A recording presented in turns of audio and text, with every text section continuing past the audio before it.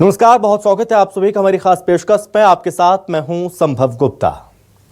देश में आपराधिक न्याय प्रणाली में बड़ा बदलाव हो चुका है, यानी कि आज से 3 नए कानूनों को लागू कर दिया गया। जो कानून अंग्रेजों के समय से उस जमाने से चले आ रहे थे, वो पुराने कानून अब गुजरे जमाने की बात हो गई। नए कानून ने भारतीय न्याय संहिता, भारतीय नागरिक सुरक्षा संहिता, भारतीय साक्ष्य अधिनियम ने आईपीसी 1860, सीआरपीसी 1973 और एविडेंस एक्ट 1872 की जगह ली है। विपक्ष नए कानून को लेकर हमला कर रहा है तो सत्ता पक्ष इसके फायदे गिना रहा है। नए आपराधिक कानून के लागू होने से न्याय प्रणाली में काफी कुछ बदलाव होने जा रहा है। नए कानून के लागू होने के बाद आपके मन में भी ये सवाल जरूर आए होंगे कि आखिर इससे क्या बदलेगा, कैसे न्याय मिलेगा बहुत कम समय में। ये तमाम सवाल आज हम जानने की कोशिश करेंगे। कई ऐसी धाराएं जो कि बदल गई हैं, जैसे कि हत्या, लूट, डकैती, बलात्कार, सामूहिक दुष्कर्म, ऐसी तमाम जो धाराएं लगती थी वो अब उनमें बदलाव किया गया है। और ऐसे में समझना थोड़ा मुश्किल होगा। फिलहाल की स्थिति में, वर्तमान स्थिति में थोड़ा मामला पेचीदा जरूर है, क्योंकि अभी तक पुरानी धाराएं चलती आई हैं, लेकिन अब नई धाराओं को पढ़ना पड़ेगा, उस हिसाब से समझना होगा। प्रमुख बदलाव क्या क्या है, हम आपको वो भी तमाम जानकारी ग्राफिक्स के माध्यम से बता रहे हैं। वो पहले का जो कानून था दुरुस्त था। पहले के कानून में लोग जिंदा नहीं थे। पहले जो कानून था उस कानून में लोगों को क्या कोई गरीब हुआ है क्या? पहले के कानून में जो लोगों को मदद मिली है वो कम मिली है। भारतीय जनता पार्टी जो भी संशोधन करेगी कानून में वो गलत करेगी, वो सही कर ही नहीं सकती। भारतीय जनता पार्टी को सिर्फ भगवान ने एक अवसर दिया है, तो उसका जितना वो ताकत का दुरुपयोग कर सकते हैं। कितना नाम बदलने का काम, स्टेशन के नाम बदलने से या किसी चौराहे का नाम बदलने से कोई भारत का विकास थोड़ी हो रहा है। या जिसकी अगर किसी कानून का या किसी भी संस्था का नाम बदलने से विकास थोड़ी हो रहा। आपकी मंशा क्या है, उस बदलने के पीछे उसकी मंशा क्या है, उसके जनता का हित क्या है। जनता, इसका मतलब ये है कि अभी 20 साल से मध्य प्रदेश में भारतीय जनता पार्टी की सरकार में न्याय नहीं मिला लोगों को। मैं बोल रहा हूँ ना, विपक्ष का काम है विरोध करना, वो अपना काम कर रहे हैं, सत्ता का काम है अपना काम करना। वो दंड देने का, उसमें न्याय संहिता की बात हुई है, समय रहते लोगों को न्याय मिल सके, ये प्रयत्न अगर हमारे भारत सरकार ने किया है तो उसका स्वागत किया जाना चाहिए और मध्य प्रदेश में ये पूरी तरीके से लागू होगा। तो आपराधिक प्रक्रिया तय करने वाले ये 3 नए कानून, जिनमें तुरंत न्याय सुनिश्चित करने के लिए एफआईआर से लेकर फैसले तक को समय सीमा में बांधा गया है।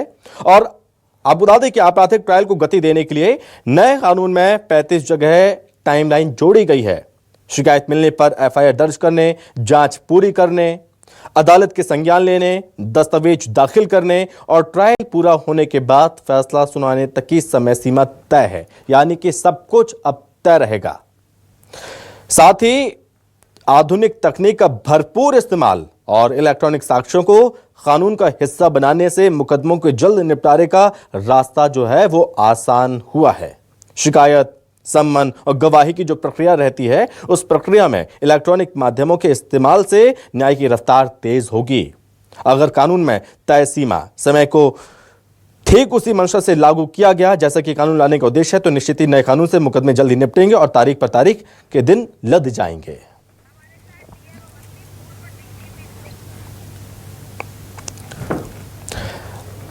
तो इन्हीं तमाम विषयों पर चर्चा करेंगे, बातचीत करेंगे, इन कानूनों को समझने की कोशिश करेंगे और किस तरह से तालमेल बैठेगा, जनता को किस तरह से समझ में आएंगी चीजें, इसको लेकर समझने की कोशिश करेंगे। अपने मेहमानों से हमारे साथ मेहमान जोड़ रहे हैं। सबसे पहले हमारे साथ पूर्व डीजीपी हैं डीएम अवस्थी जी हमारे साथ जोड़ रहे हैं।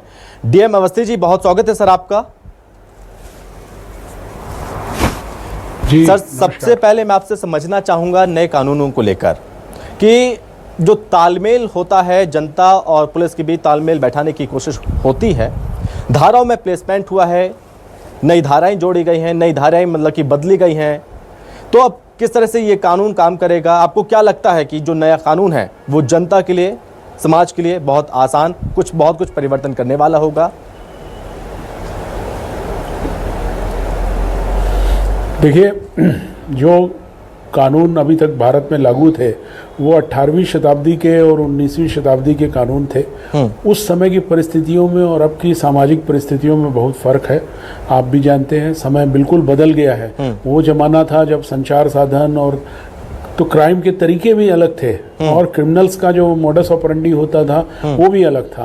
अब ये सारी चीज़ें बदल गई हैं, तो निश्चित रूप से नए परिवेश में सामाजिक व्यवस्था को देखते हुए नए कानूनों की ज़रूरत थी और मुझे लगता है कि इस समय सही एकदम उपयुक्त समय पर ये नए कानून लाए गए हैं। इनकी जो मूल भावना है कि जनता को, जो कि कानून का शुरू से पर्पस था कि जनता को कितना फ़ायदा मिल सकता है जब वो किसी मुसीबत में आती है, तकलीफ़ में आती है, तो पुलिस थाना या न्याय व्यवस्था उसको कितनी मदद और कितनी जल्दी दे सके। मुझे लगता है इस वक्त जो कानून है उस पे इन चीज़ों का ध्यान रखा गया है।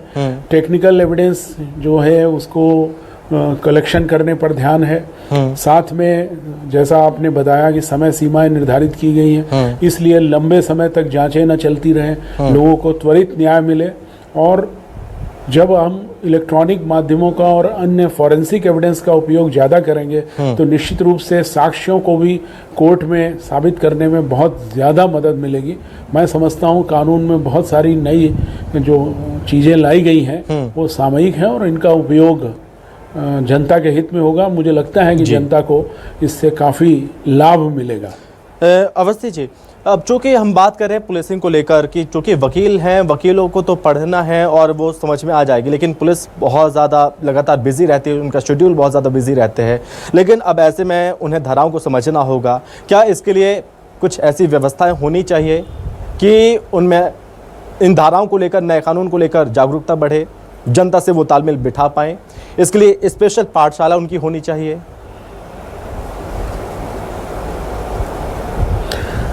पिछले कुछ महीनों से लगातार प्रशिक्षण पुलिस अधिकारियों को कराए जा रहे हैं और आगे भी उनको कराए जाने की ज़रूरत रहेगी, क्योंकि एकदम से सारे कानून और सारे लोगों को प्रशिक्षित कर पाना आसान नहीं है। नए कानूनों को समझने के लिए और समझाने के लिए विशेष प्रशिक्षण की आवश्यकता होगी। थाना प्रभारी स्तर पर मेरे ख्याल से ये प्रशिक्षण पूरा हो चुका है सभी जगह और अब वो अपने स्टाफ को समझाएंगे। और बेहतर है कि ये जो नए कानून होने से एक फ़ायदा जो मुझे समझ आ रहा है कि जब नया कानून लागू होगा तो उसको पढ़ लिख के पुलिस वाले जो है ठीक से एविडेंस कलेक्ट करेंगे और अनुभव करेंगे। नहीं तो उन्हें पुराने ज़माने के कानून में बहुत सी चीज़ें उनसे चूक हो जाती थी जो कि बाद में न्याय प्रक्रिया में दिक्कत आती थी। अब चूंकि उन्हें खुद पढ़ना है, नए सिरे से समझना है, तो वो अध्ययन करके और चीज़ों को पूरी बारीकी से समझते हुए जब आगे कार्रवाई करेंगे तो निश्चित रूप से इसमें जो सूचना करता है, जो प्रार्थी है, जो तकलीफ में है, विक्टिम है, उसे फ़ायदा मिलेगा। इसके अलावा जैसा आप कह रहे हैं प्रशिक्षण की आवश्यकता तो निश्चित रूप से रहेगी और अभी अगला 6 महीना या साल लगेगा पुलिस वालों को भी ये समझने में और कानून को अच्छी तरह से लागू करने में। फिलहाल वो लोगों की मदद से, किताबों की मदद से और अपने सीनियर्स की मदद से अपने थानों में इन चीज़ों को लागू कराएंगे। ठीक है। अवस्थी साहब, एक चीज़ बताइए मुझे, जैसे कि सुप्रीम कोर्ट ने भी कहा कि 15 डेज कस्टडी में बहुत ज़्यादा होते हैं, ऐसे में डर रहता है कि थ्रेट का, प्रेशर का, कि जो लोग थाने पहुंचते हैं, लेके जाते हैं गिरफ्तार करके, उनमें कहीं प्रेशर ना डाला जाए, थ्रेट ना पहुंचाया जाए, उनमें ये डर रहता है। इसको लेकर कहा था कि 15 डेज बहुत ज़्यादा है, उससे कम करना चाहिए, ज़्यादा नहीं रखना चाहिए पुलिस कस्टडी में। लेकिन अब ऐसे में ये जो ड्यूरेशन है वो 60 से 90 डेज कर दिया। क्या सही है, आपको लगता है?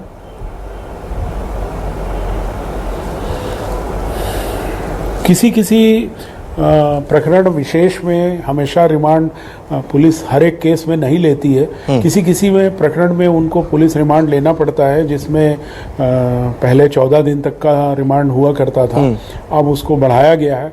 तो कुछ केसेस ऐसे हैं जो बहुत गंभीर या जघन्य अपराध है, उसमें वाकई में 14 दिन कम पड़ते हैं। बाकी जब पहले भी ऐसा था कि पूरे 14 दिन या 15 दिन का रिमांड पुलिस जितना समय उसको चाहिए होता था उतना ही लेती थी और कोर्ट भी उसी तरह से देती थी। एक बार में पूरे 14 दिन का ना देके 5 दिन 4 दिन देते, फिर ज़रूरत पड़ती थी तो उसका एग्जामिन होता था। मुझे लगता है कि जो ये 90 दिन का बात है या जो ड्यूरेशन बढ़ाया गया है वो किसी विशेष अपराध विशेष में, जिसमें इन्वेस्टिगेशन में अपराधी की पूछताछ और उससे एविडेंस कलेक्ट करना है, उसमें ज़रूरी है। सारे मामलों में 90 दिन का रिमांड ना तो कोई लेगा और ना उसकी ज़रूरत पड़ेगी। तो वो प्रकरण विशेष में जो उनमें अनुसंधान की बहुत ज़रूरत है, उसमें ये रिमांड लिए जाने के लिए समय रखा गया है। पहले 14 दिन के बाद नहीं मिलता था, जुडिशियल रिमांड हो जाता था, उसके हिसाब से ये सोचा गया है। जैसे आतंकवादी मामले हैं और भी तमाम आपराधिक जिसमें देशद्रोह या अन्य तमाम प्रकरण हैं, उसमें इस समय की आवश्यकता तो लगती है कि हाँ उतना टाइम चाहिए। तो जितना समय चाहिए होगा उतना ले सकते हैं। मैक्सिमम टाइम लिमिट उन्होंने बढ़ा दी है जी सर। एक चीज हमेशा क्लेश रहता था कि कोई भी उच्चतम न्यायालय तो और न्यायालय जी सर बोलिए। नहीं, न्यायालय तो हमेशा रिमांड तो हमेशा न्यायालय से ही मिलेगा। एक बार में तो मुझे नहीं लगता कोई न्यायालय एक साथ 90 दिन का रिमांड देगा। वो देख करके ही देते हैं, जज के हाथ में रहता है जी। तो ऐसे में क्या पुलिस के ऊपर ज्यादा प्रेशर नहीं पड़ेगा? काम का पहले भी दबाव था, अब और ज्यादा दबाव रहेगा क्योंकि समय सीमा निर्धारित कर दी गई है सर। निश्चित रूप से हमें जो पुलिस के नीचे का स्टाफ है, थाने का स्टाफ है, उस पर बहुत दबाव बढ़ेगा। वैसे भी थानों में प्रशिक्षित स्टाफ की कमी महसूस की जाती है, जो एग्जिस्टिंग सिस्टम था उसमें भी। तो इसमें तो बहुत सारा प्रोफेशनल काम बढ़ेगा। तो निश्चित रूप से स्टाफ की कमी हो सकता है। सभी जगह राज्य सरकारें जो देश भर की हैं वो इस दिशा में निश्चित रूप से कदम उठाएंगी और प्रशिक्षित लोगों को ज़्यादा से ज़्यादा थानों में तैनात करना पड़ेगा, अच्छे लोगों को करना पड़ेगा। क्योंकि ये जो नए कानून हैं इसमें बहुत सारी एविडेंस जो है वो टेक्निकल है, बहुत सारी चीज़ें वो आम सिपाही के माध्यम से इन्वेस्टिगेट नहीं कराई जा सकेंगी। उसके लिए हमको प्रशिक्षित और ज़्यादा संख्या में अधिकारी चाहिए, नहीं तो दबाव बहुत बढ़ेगा। सर एक चीज़ और, एक हमेशा विवाद इस चीज़ को देखने को मिलता था, कलेश हमेशा रहता था। अगर कोई घटना घटी है तो अगर कोई पीड़ित ये सोच कर जाता था कि थाना पास में हम चले जाएं, शिकायत दर्ज करवा दें, तो हमेशा ये रहता था कि ये कहा जाता था कि ये इलाका हमारे एरिया में नहीं आता, हमारे थाना अंतर्गत नहीं आता। लेकिन अब कोई भी व्यक्ति कहीं पर भी जाकर FIR कर सकता है, उसे करना पड़ेगा, उस थाने को करना पड़ेगा दर्ज। तो ऐसे में क्या ये अच्छा कदम है? ये बिल्कुल अच्छा कदम है। था ये पहले भी व्यवस्था, लेकिन उसको पुलिस जानबूझकर कई बार नीचे का स्टाफ जो है वो अनदेखा कर देता था, जीरो पे FIR कायम करने का। तो अभी इसमें मैंडेटरी कर दिया है, अब करना ही पड़ेगा। अब ऐसा नहीं हो सकता कि कोई आए आपके यहाँ और दूसरा थाना क्षेत्र में है, आप उसको कह करके उसको भगा नहीं सकते हैं। आपको जीरो पे FIR दर्ज करके संबंधित थाने को भेजना पड़ेगा। पहले भी ये नियम था लेकिन उसका पालन नहीं होता था, अब ये मैंडेटरी है तो इसको करना पड़ेगा। इससे लोगों को बहुत सहूलियत होगी। ठीक है सर। अवस्थी सर बहुत धन्यवाद आपका हमसे बातचीत करने के लिए। नई चीज जी सर, बहुत धन्यवाद आपका हमसे बातचीत करने के लिए, तमाम चीज़ों को बहुत अच्छे से समझाने के लिए बहुत धन्यवाद सर आपका। तो यही कहा जा रहा है कि अब दंड नहीं न्याय मिलेगा और जो नए कानून आए हैं इनसे समाज में बदलाव आएगा।